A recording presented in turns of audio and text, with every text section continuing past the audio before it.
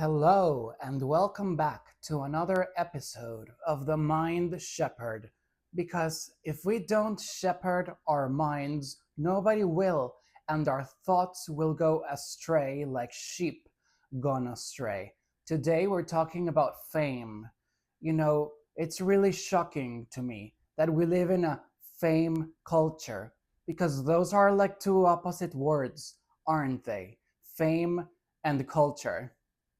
I think I would be lying if I said that fame culture isn't the biggest tragedy of our modern times. We have thousands of years of information, of human triumph and failure behind us. We have so many great people and terrible people that have come and gone, which have at least left us a blueprint of what to do and what not to do. There have been so many people who have excelled in so many different fields and achieved something, however small or big it may be. What I don't understand is how did we turn millennia of human history and experience and extract from it that fame is the most important thing to have, right? Like it was never important what people thought, what people felt, what they achieved, what they created. The only thing is important, supposedly nowadays, is that they became famous because of it, right? That's the world that we live in. And you might think that that sounds crazy, but take a look around. I mean, people are not really kind because they want to be kind. They are kind because they want the attention and the red carpet that comes with being charitable. People achieve their dreams with their talent and with their skill, and as soon as they get fame, they forget about the dream and they become addicts or obsessed with keeping up an empire, or they become obsessed with keeping up the fame by pleasing people, by forgetting about themselves. And I have to tell you the truth, fame is not a just god. It doesn't care about you. It just wants to consume you as a society, each and every one of us. So what I'm trying to say is, how is all of this not the worst possible outcome for humanity? I mean, come on, we can do so much better. And I understand that behind the desire for fame in many people, there's some very real needs. Like people want attention, people want money, people want uh, recognition, validation, they want a fairy tale ending, they want all sorts of things. And that is valid. But haven't we seen over and over and over again that fame is never going to fulfill those things? I mean, when is it going to be enough? Tell me. And here's something more to think about regarding fame. These strange obsessions are nothing new to humanity. People have obsessed in the past over royalty, over power, over nobility, those sorts of things. Fame is just the current thing, you know what I mean?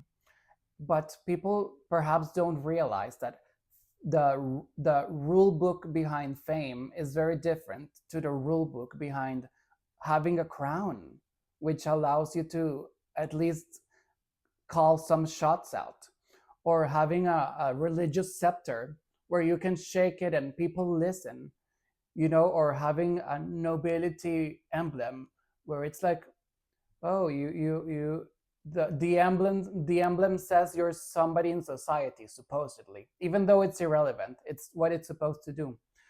Fame does none of that. Even fame is like nothing. It's like the air. You cannot keep it. It's not something you can claim as yours because you cannot really control if it comes or goes.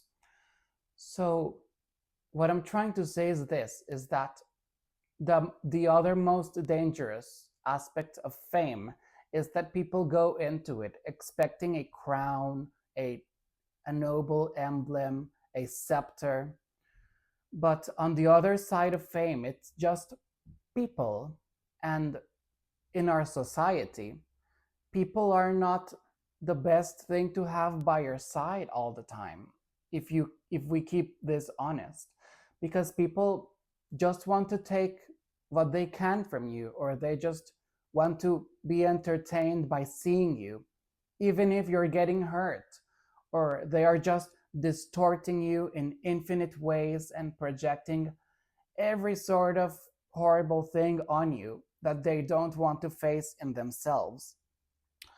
So that's why fame is so dangerous, because people go into it and they're like, whoa, this is so fun. This is like a princess fairy tale, right? or like a an Aladdin sort of like story, like the magic lamp. But sadly, like I'm trying to explain, that's not what it really is. It is just people looking at you. And you know, people have tried to turn fame into something meaningful, into something important, into something transformative. But tell me, how transformative can it be that a bunch of strangers are looking at you? There's only so much transformation that can be created with something as meaningless as that. And we need to, in other words, all of this, we need to open our eyes, because the core problem is that when people hear fame, they only hear what they want to hear. They don't want to hear about the tragedies. And it's crazy. Like, people hear about the tragedies and they're like, well, they were a martyr for fame, as if it's a good thing, right? It's insane what is happening in the world. And I don't know how, you know, the adults in the world can sleep as children are born in a world that is going to teach them that to exist is to have fame. But let's also keep it a little bit compassionate, right? Because we have all been a child and been like, oh, I'm going to be famous, or I'm going to, etc. You know, it's like an easy dream to imagine. It's not like you have to get a crown to dream it. It's not like you have to get someone to authenticate your authority to dream of that. So that's why it's supposed to be fun. And there's nothing wrong with having a fun dream. But if we think about it, if we recognize that fame is actually just people knowing who you are, then that is not the real dream. People want magic. People want love. People want realization, purpose. People want lives without struggle. And unfortunately, fame is not a structure for any of those things. Those things require a lot of work, a lot of inner work. So it requires you to be somebody who can maintain those sort of dreams without falling apart. You know, it really is concerning that when you see a child thinking that fame is going to solve their lives. I know I've said that a couple of times, but we have allowed that as a society. And on a macro scale, not dramatizing over, you know, what is supposed to be the little things, but on a macro scale, we have created a fake society. I mean, you can tell me if I'm wrong, if you think that everything people say and do is real and with true intentions. But I don't think that that is the truth.